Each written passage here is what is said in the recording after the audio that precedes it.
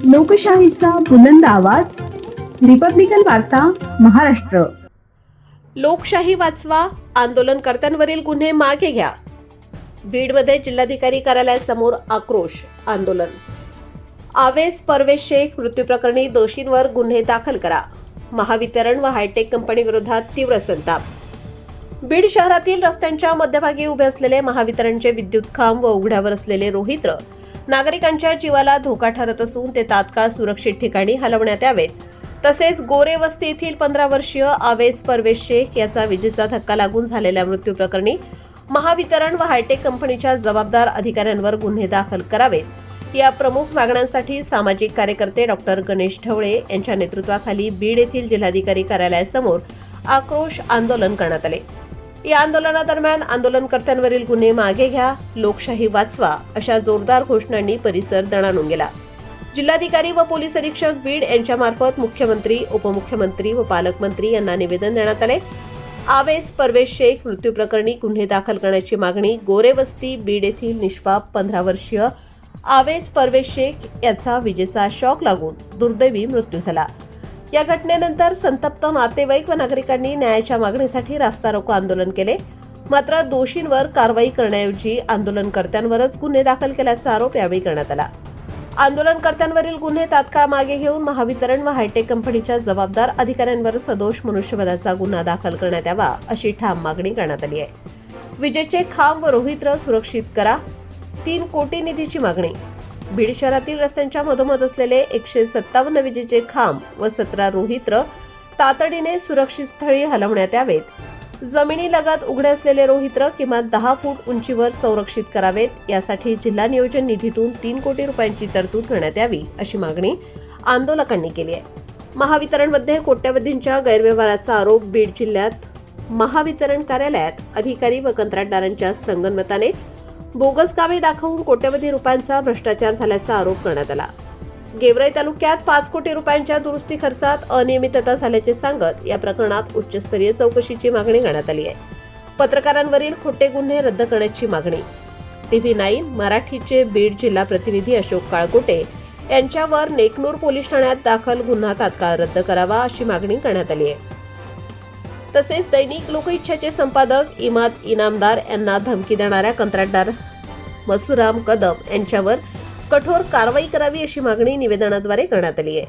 या आंदोलनात शेख युनुस, मुबीन शेख, शेलार शिव शर्मा, माजी सैनिक अशोक एडे, जिल्हाध्यक्ष आम आदमी पार्टी, रामधन जमाले, जिल्हाध्यक्ष इंटक, शिवशक्ती, भीमशक्ती, विचारमंचचे प्रदेशाध्यक्ष बाळासाहेब मोरे पाटील, राजेंद्र आमटे, किशकिंधा पांचाळ, शेख तालेब, नितीन जायभाये, प्राध्यापक राजकुमार कदम, प्राचार्य DG तांदळे, डॉक्टर संजय तांदळे, बाजीराव ढाकणे, शेख बशीर यांच्यासह विविध संघटनांचे पदाधिकारी व नागरिक मोठ्या संख्येने सहभागी झाले होते।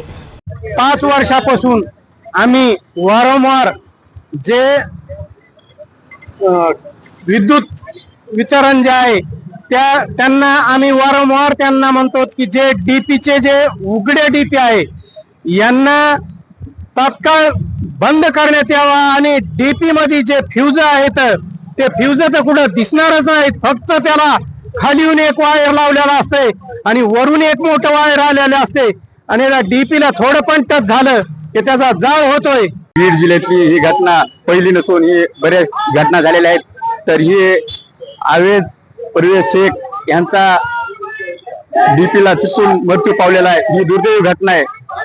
तर हे आवेज परवेश शेख यांना श्रद्धांजली अर्पण करतो देण्यासाठी आपण या ठिकाणी थांबलो आणि श्रद्धांजली देऊन या न्याय मागण्यासाठी ज्या आंदोलनकर्त्यांनी सर्वांनी ज्या SP कार्यालयासमोर आंदोलन केलं आणि त्या आंदोलनकर्ते जेवढे उपस्थित होते त्यांच्यावरती न्याय मागण्यासाठी जे आंदोलन केलं त्यांच्यावरती गुन्हे नोंद करण्याचं काम या महाराष्ट्र शासनाने केलेलं आहे। या अगोदर देखील आमच्यावर देखील आम्ही SP साहेबांना प्रश्न विचारले होते, जर तुम्हाला हे काम होत नसतील तर तुम्ही राजीनामे द्या आणि राजीनामे द्या म्हणून ज्या लोकांनी गुन्हे केले, ज्या लोकांनी या कार्यालयामध्ये फायरिंग केल्या ते लोक मोकाट फिरत होते, परंतु आम्ही त्यांना जवाब विचारला म्हणून आमच्यावर देखील त्यांनी गुन्हे दाखल केले होते।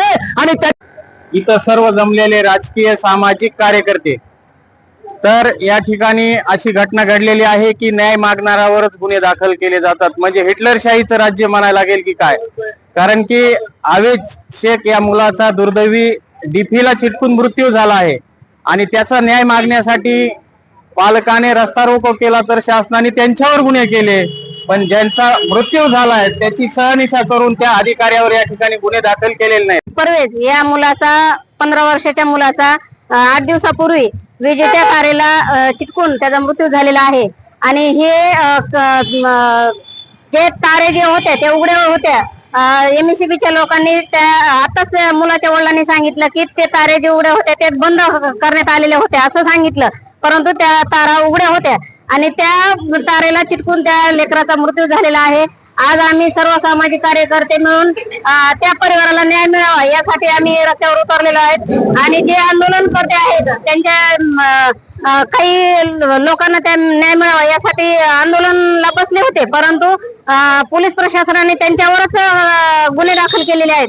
हे गुन्हे दाखल मागे घ्यावेत आणि जे MSCBचे अधिकारी त्यांच्या हलगर्जीपणामुळे आणि त्यांच्या भोंग कारभारामुळे हे जे मुलाचा जीव गेलाय त्या परिवाराला न्याय मिळावा आणि त्या अधिकाऱ्यावर गुन्हे दाखल व्हावेत यासाठी आम्ही सर्व सामाजिक कार्यकर्ते राजकीय पक्षाचे सहकारी मिळून आज रस्त्यावर उतरलेले आहेत. त्या परिवाराला न्याय मिळेपर्यंत आम्ही सर्वजण सोबत आणि एकत्र राहू आणि त्या परिवाराला न्याय मिळवून देऊ. आणि अजितदादा पवार उपमुख्यमंत्री बीडला रेल्वे स्टेशनच्या उद्घाटनाला आले होते तेव्हा या नालायक जिल्हा प्रशासनानं ते रोहित रस्त्याच्या मध्यभागी दिसू नये म्हणून कपडून टाकलं होतं. आणि यामुळे धोका उद्भवणार हे वारंवार प्रशासनाला सांगून सुद्धा प्रशासनाने त्याकडे दुर्लक्ष केलं. त्यामुळे परवेज शेख या निष्पाप 15 वर्षीय मुलाचा जो विजेचा शॉक लागून मृत्यू झाला. वैयक्तिक जर पाहिलं तर महावितरण कंपनी आणि हायटेक जी कंपनी आहे त्यांचा हलगर्जीपणा नव्हे तर मला असं म्हणायचं की त्यांनी केलेला हा खून आहे. बाबासाहेब मनेरे, रिपब्लिकन वार्ता वृत्तवाहिनी, महाराष्ट्र, बीड जिल्हा प्रतिनिधी. Subscribe now and press the bell icon. Never miss an update.